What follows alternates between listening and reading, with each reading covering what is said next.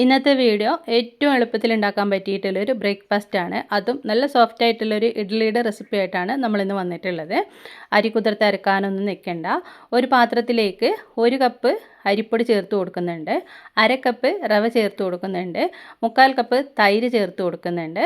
ഇനി ഇതിലേക്ക് ആദ്യം 1/2 കപ്പ് വെള്ളം ഒഴിച്ചിട്ട് ഇത് കട്ടകളൊക്കെ ഒന്ന് ഉടച്ചെടുക്കാം. കട്ടകളൊന്നും ഉണ്ടാവില്ല, എന്നാലും ഇതൊന്ന് മിക്സ് ചെയ്യുന്ന സമയത്ത് ഒന്ന് കട്ടകളൊക്കെ ആയി കിട്ടുമല്ലോ, അപ്പോൾ ഒന്ന് ഉടച്ചെടുക്കാം. ഇനി നമ്മളിതിലേക്ക് ഉപ്പും കൂടി ചേർത്തിട്ടുണ്ട്. വീണ്ടും 1/2 കപ്പ് വെള്ളം ഒഴിച്ച് കൊടുത്തിട്ടുണ്ട്. വെള്ളം നമ്മൾ ആദ്യം തന്നെ 2-3 കപ്പ് ഒഴിച്ച് കൊടുക്കാണ്ട് ഓരോ കപ്പ് ഒഴിച്ചിട്ട് മിക്സാക്കിയതിന് ശേഷം നോക്കിയിട്ട് വെള്ളം ചേർത്ത് കൊടുത്താൽ മതി. ഞാനിവിടെ 1.5 കപ്പ് വെള്ളമാണ് ഈ ഒരു മാവിലേക്ക് വേണ്ടി എടുത്തിട്ടുള്ളത്. നല്ലതുപോലെ മിക്സ് ചെയ്തിട്ട് ഈ ഒരു പാകത്തിനാക്കി എടുത്തിട്ടുണ്ട്. ഒരുപാട് ലൂസ് ആക്കരുത്. നമ്മൾ ഇഡ്ഡലിയൊക്കെ അരച്ചെടുക്കുന്ന ആ ഒരു കട്ടി ഉണ്ടാവില്ല, ആ ഒരു കട്ടി പോലെ തന്നെ ഇതും നമ്മളാക്കിയെടുക്കാം. ഇനി ഇതിലേക്കൊരു പിഞ്ച് അപ്പക്കാരം കൂടി ചേർത്ത് കൊടുത്തിട്ട് ഒന്ന് അങ്ങോട്ട് മിക്സ് ചെയ്ത് കൊടുത്തിട്ട് നമ്മളിതിൻ്റെ കൂടെ ഒരു ചട്നിയും കൂടി റെഡിയാക്കി എടുക്കുന്നുണ്ട്. ആ ഒരു ടൈം വരെ മാത്രം ഇതൊന്ന് മൂടി വെക്കാം. ഒരു 5 മിനിറ്റ് അത്രയേ ഉള്ളൂ കേട്ടോ. ഒരു ചട്ടി അടുപ്പിലേക്ക് വെച്ച് കൊടുത്തിട്ടുണ്ട്. ഇതിലേക്കൊരു 2 ടേബിൾ സ്പൂൺ വെളിച്ചെണ്ണ ഒഴിച്ച് കൊടുത്തതിന് ശേഷം ഒരു വലിയ സവാളയും 2-3 പച്ചമുളകുമാണ് ഞാനിതിലേക്ക് ഇട്ട് കൊടുത്തിട്ടുള്ളത്. സവാള കനം കുറച്ച് അരിഞ്ഞെടുക്കുക. എന്നിട്ട് സവാളയൊക്കെ നന്നായിട്ട് വഴന്ന് വരുന്ന സമയത്ത് ഇതിലേക്കൊരു വലിയ തക്കാളി അരിഞ്ഞതും കൂടി ചേർത്ത് കൊടുക്കുക. ഈ ഒരു ചട്നിയുടെ റെസിപ്പി നമ്മൾ കഴിഞ്ഞ ഒരു ദോശയുടെ വീഡിയോയിൽ, ഒരു അപ്പത്തിൻ്റെ വീഡിയോയുടെ കൂടെ നമ്മൾ ഉണ്ടാക്കിയിട്ട് അപ്ലോഡ് ചെയ്തിട്ടുണ്ടായിരുന്നു.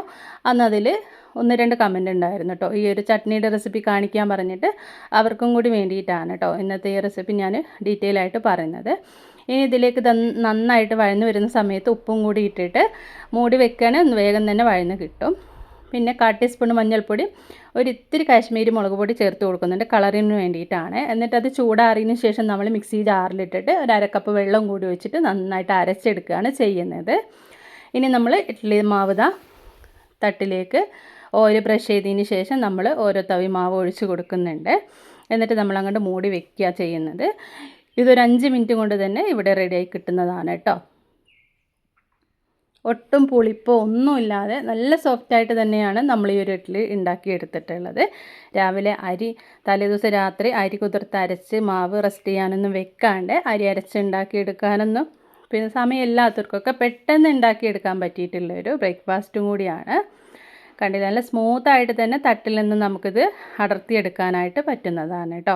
5 മിനിറ്റ് കൊണ്ട് തന്നെ ഇതിവിടെ ആയി കിട്ടിയിട്ടുണ്ട്. ഞാനിതൊരു പാത്രത്തിൽ ചൂടോടുകൂടി തന്നെയാണ് കേട്ടോ ഞാനിതിൽ നിന്ന് വേർപ്പെടുത്തി എടുക്കുന്നത്. ഒട്ടും തന്നെ ഒട്ടിപ്പിടിക്കാത്ത രീതിയിൽ നമുക്കിതിവിടെ കിട്ടിയിട്ടുണ്ട് കേട്ടോ. കണ്ടില്ലേ, ഇത് കട്ട് ചെയ്തും കൂടി കാണിച്ചു തരാം. ഉള്ളൊക്കെ കണ്ട നല്ല വെന്ത് നല്ല സോഫ്റ്റ് ആയിട്ട് തന്നെ നമുക്ക് കിട്ടിയിട്ടുണ്ട്.